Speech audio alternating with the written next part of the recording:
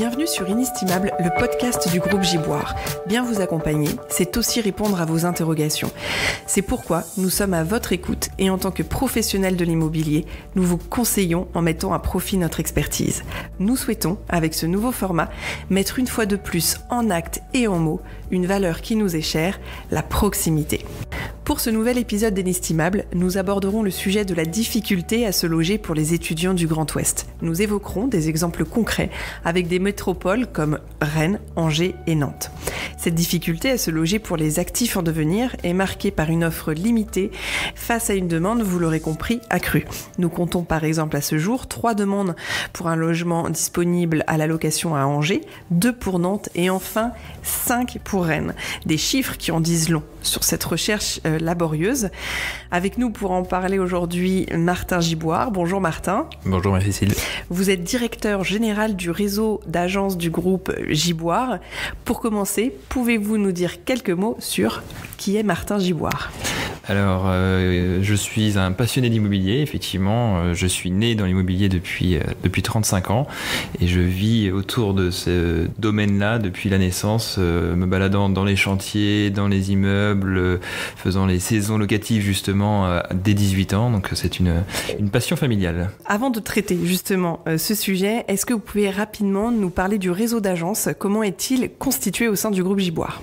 Alors effectivement, aujourd'hui, c'est une dizaine d'agences dans le Grand Ouest essentiellement, surtout dans les grandes métropoles.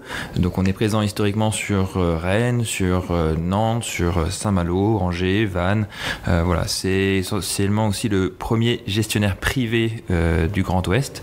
En termes de parc locatif, on fait de la transaction, du syndic, de la promotion, voilà, les différents métiers de l'immobilier, mais essentiellement dans le Grand Ouest et donc pour le compte de comptes privés.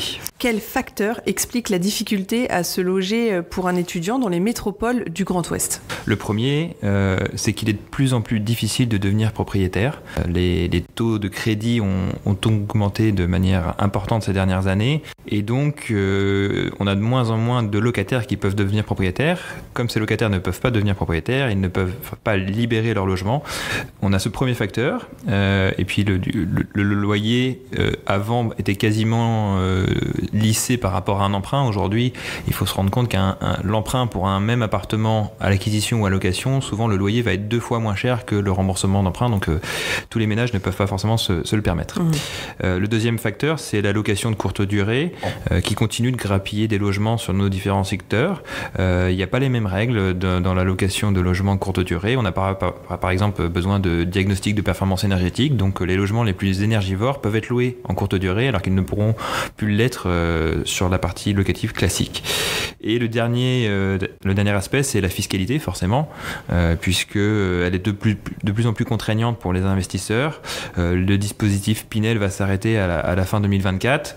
Donc, c'est forcément des investisseurs en moins qui ne mettront pas en location des appartements sur le marché rennais. Il faut savoir que la durée moyenne d'occupation chez Giboire d'un logement, elle est passée de 26 mois à 37 mois en quasiment 12 ans. Donc voilà, elle a largement augmenté, quasiment 1 mois tous les ans de plus. Donc c'est-à-dire que c'est autant de préavis qu'on ne reçoit pas et autant de logements qu'on ne peut pas relouer chaque année. Moins de mouvements et de moins en moins chaque année. En 2023, Rennes et son agglomération sont passés en zone tendue. Alors on ne comprend pas tous cette reclassification, mais pourtant elle a des répercussions sur les propriétaires et les locataires. Est-ce que vous pouvez nous expliquer cette notion de zone tendue ? Cette zone tendue, elle existait déjà sur Nantes, un secteur sur lequel on était présent. Elle s'applique de plus en plus dans les grandes villes. L'objectif, c'est de retrouver une certaine fluidité sur le marché. Malheureusement, pour l'instant, on ne la voit pas. Donc Rennes, c'est depuis la fin de l'été dernier. C'est une loi qui est passée en début septembre. Donc ça permet aux locataires d'avoir un préavis réduit de 3 mois. Il est passé à 1 mois. Il y a aussi une limitation des augmentations concernant les loyers. On ne peut plus augmenter le loyer comme on le souhaitait au préalable. Voilà, ça a des petits impacts. Alors, ça a des impacts pour le locataire, ça a des impacts aussi pour le propriétaire, parce que forcément, ce ne sont pas des impacts qui sont bien vécus par le propriétaire. Donc là aussi, on a des propriétaires en face qui se disent, attention, ça devient de plus en plus dur pour moi de trouver un locataire, j'ai plus qu'1 mois pour le louer et je ne peux plus augmenter le loyer comme je veux. Donc, l'effet peut être un peu pervers sur certains aspects. Donc c'est vrai que c'est une bonne chose pour les locataires, un peu moins bonne pour les propriétaires, et pour autant, pour l'instant, on ne voit pas d'effet d'aubaine sur cet aspect-là. Nantes fait partie des villes les plus chères où se loger. Quelle solution existe aujourd'hui pour aider concrètement un étudiant qui de toute façon veut étudier à Nantes, mais qui va rencontrer des difficultés par rapport au coût d'un logement et au coût de la vie, tout simplement? Le premier élément qui est important pour les étudiants, c'est l'anticipation. Donc déjà, c'est la première démarche. La deuxième, c'est plutôt de rechercher un logement vide plutôt qu'un logement meublé. Un logement vide aura un loyer forcément moins cher qu'un logement meublé. Et si on a prévu de rester à Nantes pendant 3 ans, le retour sur investissement se fait plutôt aux alentours de 1 an pour un logement vide plutôt que par rapport à un logement meublé. La dernière possibilité, c'est étudier aussi les possibilités d'allocation logement. Bon nombre de locataires n'y pensent pas toujours. On est quand même dans un pays où il y a des allocations sur les logements. On accompagne ces locataires à ce niveau-là et ça vient en déduction du loyer, donc ne surtout pas l'oublier. Voilà, ça permet de baisser le loyer, sachant que chez Giboire, on peut aussi bénéficier de partenariats avec un assureur, avec un courtier en énergie, et ainsi économiser chaque mois quelques euros, mais qui à la fin d'année représentent des dizaines voire des centaines d'euros.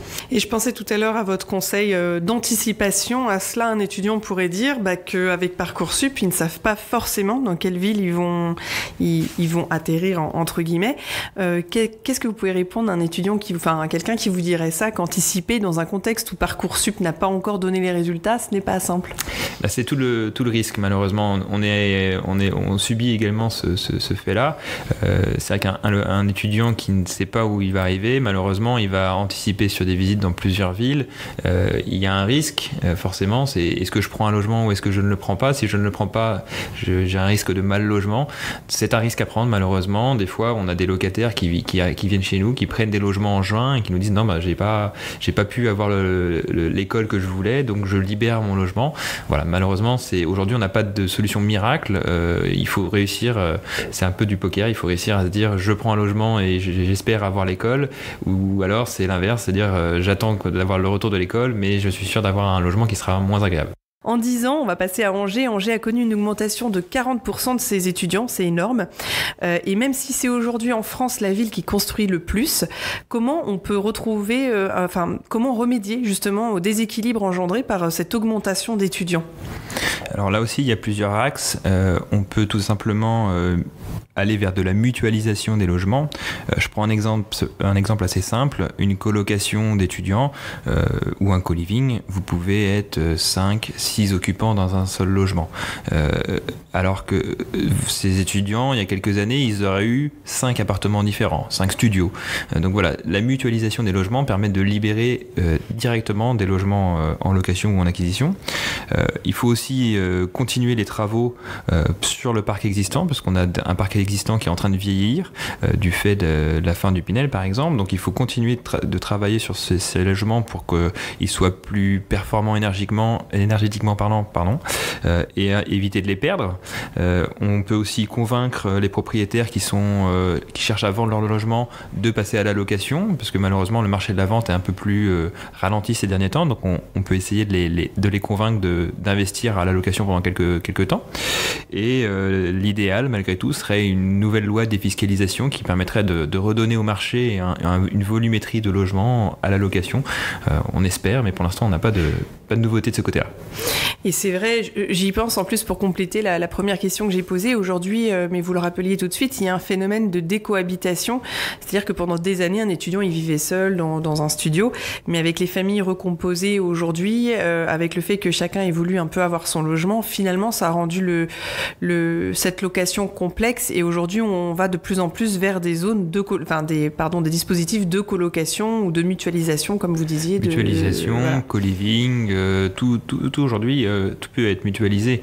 On peut vivre chez l'habitant aussi, ça revient. C'était plus le cas ces dernières années, mais on retrouve un étudiant qui va habiter chez une personne seule, cohabiter. C'est vrai qu'on retrouve dans les grandes villes cet aspect-là, et ça a aussi un côté sécurisant pour les parents, les enfants quand c'est les grands-parents qui hébergent. Voilà, il y a cet aspect-là, et c'est nouveau et ça revient. On l'a dit en introduction, il y a 5 demandes pour un logement dans une ville comme Rennes, c'est quand même énorme, sachant que d'ici 3 ans, Rennes Métropole projette d'accueillir 75 000 étudiants. Dans ce contexte, les besoins en location, donc on l'a compris, entraînent une sursollicitation des clients, très agacés. Et pour les agences immobilières, ce n'est pas facile, j'imagine, de gérer ça et de répondre à cette frustration. Comment réagir face à cet afflux de clients en recherche et quelles solutions proposer en agence quand clairement on n'a pas de bien? Comment répondre à un client?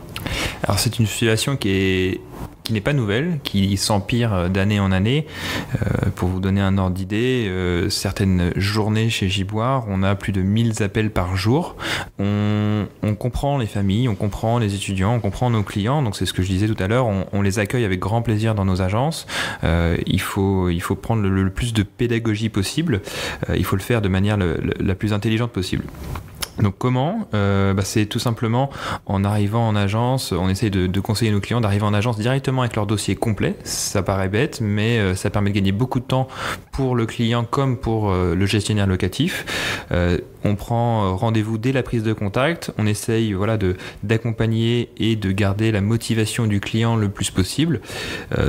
C'est des petits éléments, mais c'est vrai que ça peut faire la différence entre 2 ou 3 clients. Si on arrive avec son dossier complet, c'est aussi une garantie de sérieux pour le conseiller, mais aussi pour le propriétaire. Donc on ne peut que inciter nos clients à arriver vers cette politique. Et je rajoute en effet que le dossier est très important parce que je crois que ça bloque souvent et parfois il suffit qu'une pièce manque pour que la personne doive refaire la file d'attente et c'est quand même dommage. Et toutes les pièces sont importantes parce qu'on en a des besoins qui sont obligatoires. Un propriétaire a besoin d'être rassuré aussi sur l'aspect fiscalité, sur la sécurité du dossier et toutes les pièces qui peuvent aider. Je parlais tout à l'heure des allocations logement aussi. C'est des pièces qu'on a rarement dans le dossier, mais une allocation logement peut monter à 100, 150, 200 euros pour certains étudiants.